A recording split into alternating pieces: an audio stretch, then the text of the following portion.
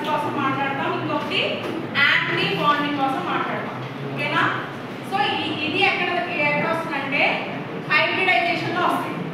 Until balance bond థియరీలో మనం just ఏం చెప్తామంటే ఆర్బిటల్స్ మధ్య ఓవర్లాప్మెంట్ జరిగి ఒక మాలిక్యులర్ ఆర్బిటల్ ఫామ్ అవుతుందని చెప్తాం. బట్ హైబ్రిడైజేషన్ అంటే మాలిక్యులర్ ఆర్బిటల్ థియరీ హైబ్రిడైజేషన్ లో ఫామ్ అవ్వాలంటే 2 atomic orbitals combine to form 2 molecular orbitals అని చెప్తాం. ఏం చెప్తాం? 2 atomic orbitals combine to form 2 molecular orbitals. అంటే ఎన్ని atomic orbitals ఓవర్లాప్ అయితే అన్ని molecular orbitals ఫామ్ అవుతాయి, నాట్ ఓన్లీ 2. ఓకేనా? ఎన్ని కంబైన్ అవుతాయో అన్ని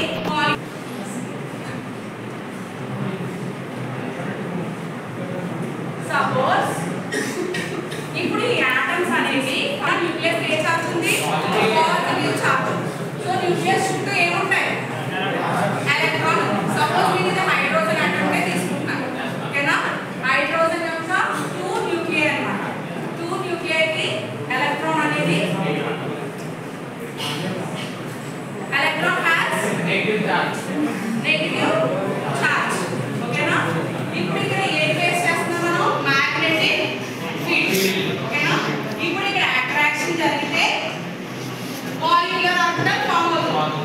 అట్రాక్షన్ రిపల్షన్ జరిగితే యాంటీబాడీ మాలిక్యులర్ ఆర్బిటల్ ఫామ్ అవుతుంది. అది కూడా ఇప్పుడు ఈ న్యూక్లియస్ దగ్గర ఎలక్ట్రాన్ క్లౌడ్ అనేది న్యూక్లియస్ కి మధ్యలో ఉంటే మాత్రమే బాండింగ్ జరుగుతుంది. అర్థమవుతుందా?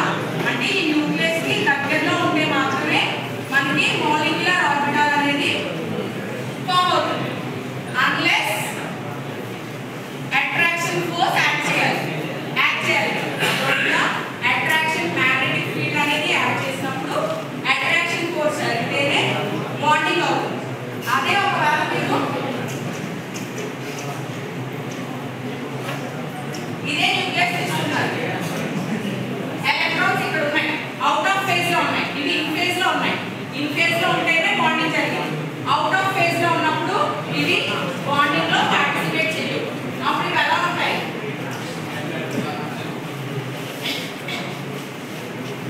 బాండింగ్ లో పార్టిసిపేట్ చేయవు. బాండ్ అనేది ఫామ్ అవుతుంది. సరే ఏమంటున్నాం? Anti bonding molecular orbitals. ఇవి బాండింగ్ మాలిక్యులర్